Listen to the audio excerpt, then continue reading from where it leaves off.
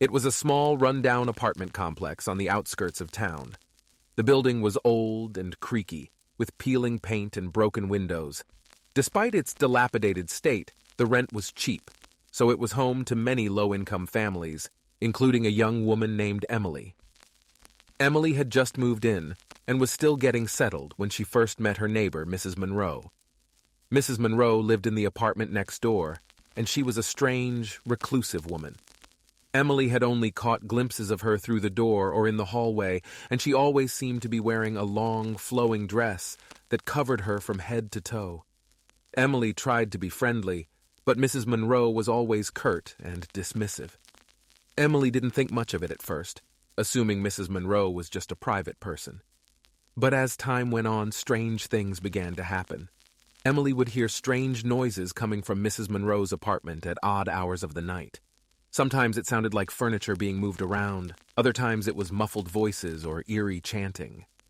Emily tried to ignore it, but it was hard to sleep with the constant noise. One day, Emily bumped into Mrs. Monroe in the hallway. To her surprise, Mrs. Monroe invited her inside her apartment for tea. Emily hesitated at first, but Mrs. Monroe's warm smile put her at ease. As Emily stepped inside, she was taken aback by the decor. The apartment was filled with strange artifacts and odd trinkets that seemed to come from all over the world.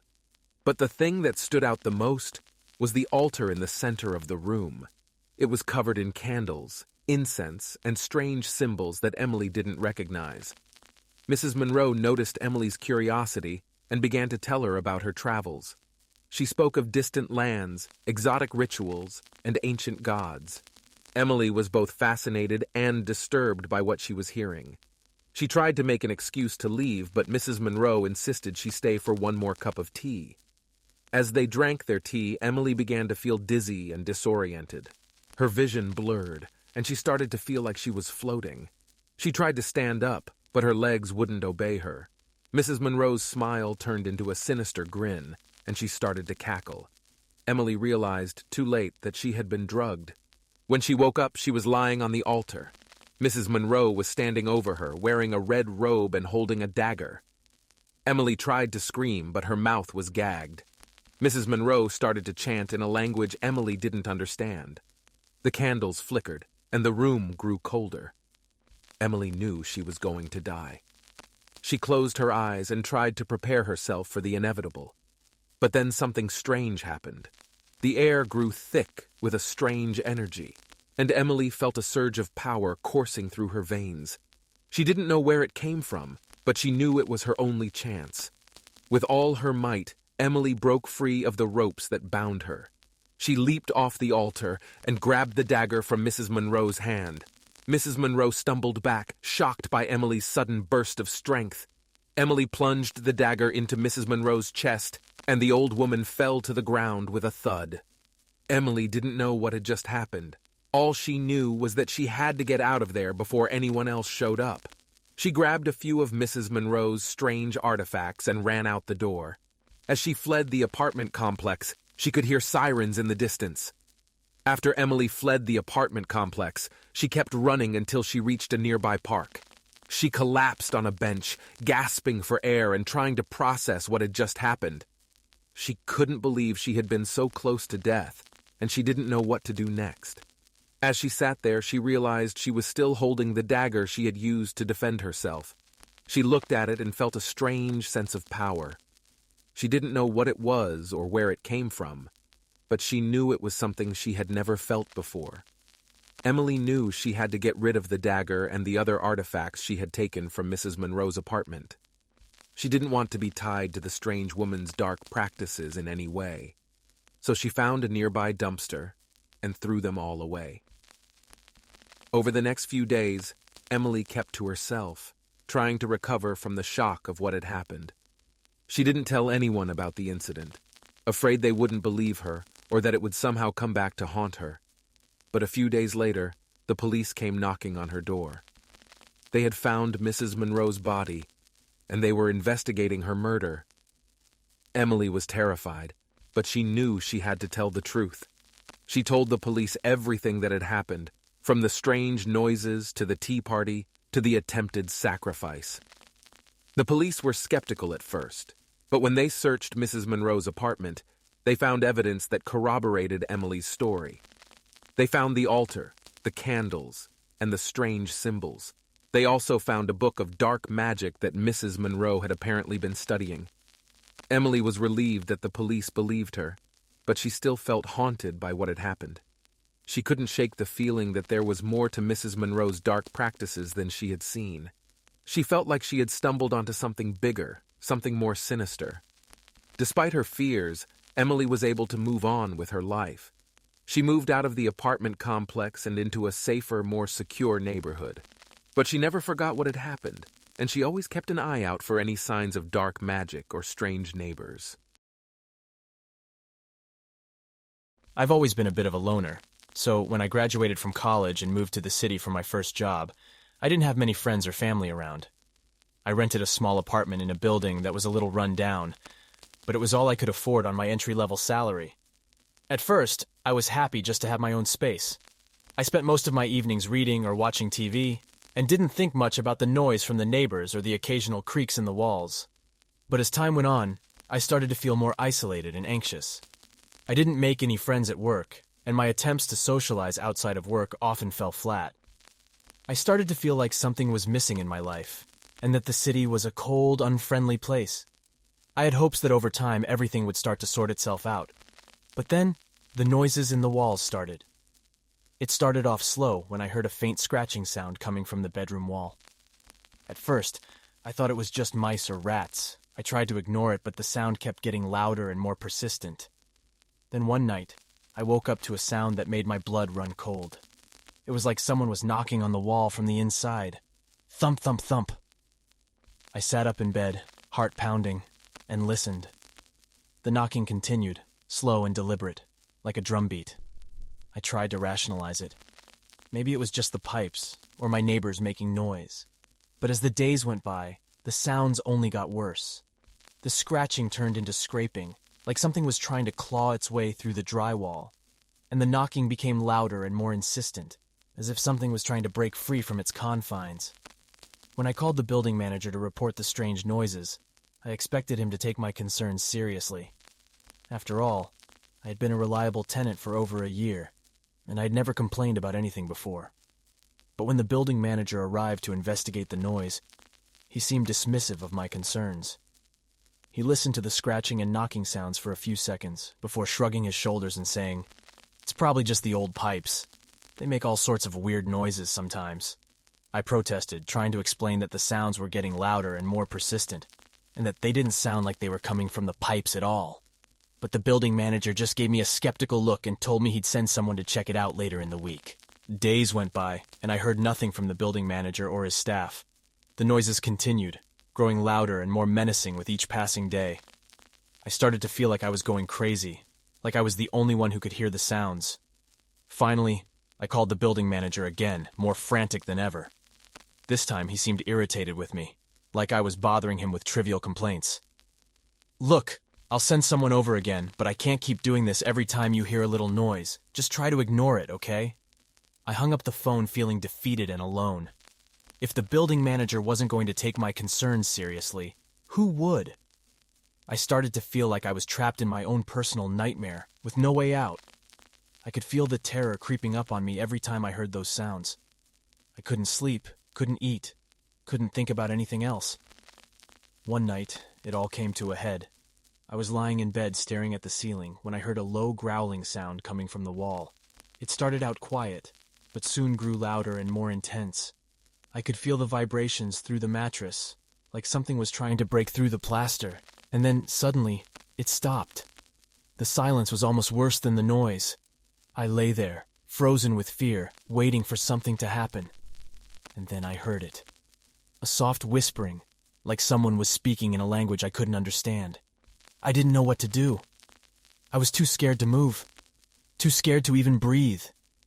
The whispering continued, growing louder and more frantic, until it was a cacophony of voices all talking at once. I couldn't make out any words, but the tone was unmistakably malevolent. And then just as suddenly as it had started, the noise stopped. The silence was deafening. I lay there, shaking with fear, until the sun finally rose and I felt safe enough to get out of bed. I moved out of that apartment the next day. I never found out what was making those noises, but I knew I couldn't live with it anymore. Sometimes, when I'm lying in bed at night, I still hear the scratching and knocking in my dreams, and I know I'll never be able to forget the horror that lurked behind those walls. My name is Sarah, and after years of living under my parents' strict rules, I was excited to move into my new apartment and finally have the freedom and independence I craved. It was a small, cozy place on the outskirts of town, but it was perfect for me. I decorated it to my liking and settled in, feeling like I was finally starting my new life as an independent adult. At first, everything seemed fine, and I was thrilled to be on my own. However, after a few weeks, strange things began to happen. It started with small things like my keys going missing or my phone charger disappearing. At first, I thought it was just me being forgetful, but soon the occurrences became more frequent and bizarre.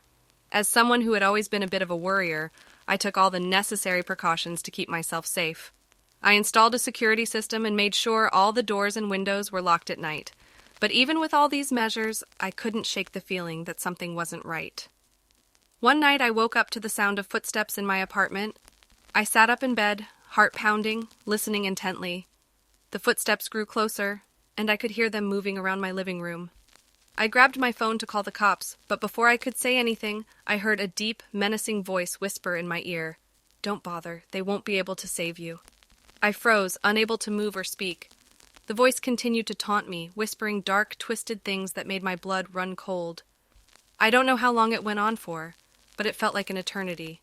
Eventually, the voice faded away, and I was left alone in the dark, trembling with fear. The next morning, I went to the landlord to report the incident, but he dismissed me, saying that I was probably just hearing things. I knew that wasn't true, but I didn't know what to do. The strange occurrences continued, and I started to feel like I was losing my mind. One night, as I was getting ready for bed, I noticed something written on the bathroom mirror in steam. It said, "I'm watching you." I screamed and ran out of the apartment, not stopping until I was miles away. I stayed with a friend for a few days, but eventually I had to go back to my apartment. I couldn't afford to stay anywhere else. As soon as I stepped inside, I felt a cold breeze wash over me, even though all the windows were closed. That night, I woke up to find a figure standing at the foot of my bed. It was tall and slender, with long, spindly fingers and glowing eyes that seemed to stare right through me. I screamed and scrambled out of bed, but when I turned on the light, the figure was gone. I left the apartment that night, never to return. For weeks, I stayed with friends, too afraid to be alone, but eventually I had to face the fact that I couldn't hide forever. I started looking for a new place to live, but every time I found a suitable apartment, I couldn't shake the feeling that something was off. One day, I stumbled upon a small ad in the local newspaper. Spacious apartment for rent, perfect for someone who values their privacy. The ad had a phone number, and I couldn't resist calling. A man answered the phone, his voice deep and ominous. He told me the apartment was available and invited me to come see it. I hesitated for a moment, but I was desperate for a place to live, so I agreed. When I arrived at the apartment, I was surprised by how nice it was. It was spacious and well lit, with large windows that let in plenty of natural light. The landlord was a friendly, elderly man who showed me around and answered all my questions. As we were wrapping up the tour, he turned to me and said, "I have to be honest with you. The previous tenant left abruptly, claiming that the apartment was haunted. But I'm sure you don't believe in ghosts, do you?" I tried to shake off the feeling of dread that was creeping over me. "No, of course not," I said, forcing a smile. The landlord gave me the keys and left, and I was finally alone in the apartment. I tried to make myself comfortable, but I couldn't shake the feeling that something wasn't right. The air felt heavy and oppressive, and I kept hearing strange noises that I couldn't explain. That night, as I was getting ready for bed, I heard a faint whisper in my ear. I spun around, but no one was there. I tried to tell myself it was just my imagination, but I couldn't shake the feeling that I wasn't alone. Over the next few days, things started to get worse. Objects would move on their own, and I kept seeing shadowy figures out of the corner of my eye. Every night, I was plagued by nightmares of the figure from my old apartment, and I couldn't shake the feeling that it was somehow following me. One night, as I was lying in bed, I heard a voice whisper my name.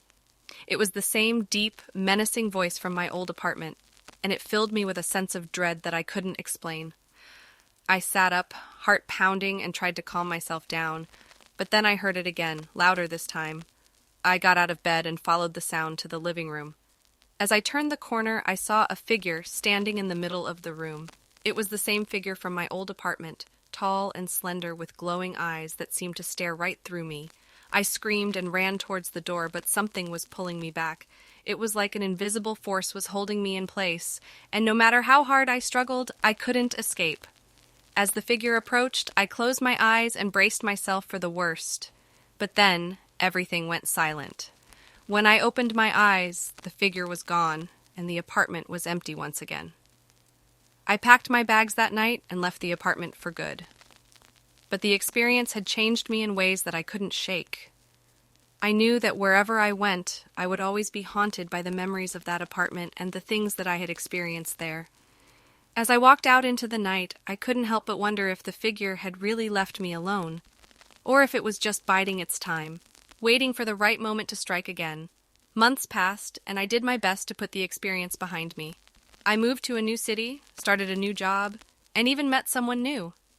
But no matter how hard I tried, I couldn't shake the feeling that something was following me. One day, as I was walking home from work, I saw a figure in the distance. It was tall and slender, with glowing eyes that seemed to stare right through me. I froze, unable to move, as the figure slowly approached. As it drew closer, I realized with a sinking feeling that it was the same figure from my old apartment. The figure stopped just a few feet away from me, and I could feel its breath on my neck. "Welcome back," it whispered, before disappearing into the night. I stumbled back, heart pounding, as I realized that I was once again in the presence of the figure that had haunted my dreams for so long. I knew that I had to leave the city and never look back, but I also knew that the figure would always be with me, following me wherever I went. As I walked away, I couldn't help but wonder what other horrors lay in store for me, and if I would ever, truly be able to escape the things that haunted me.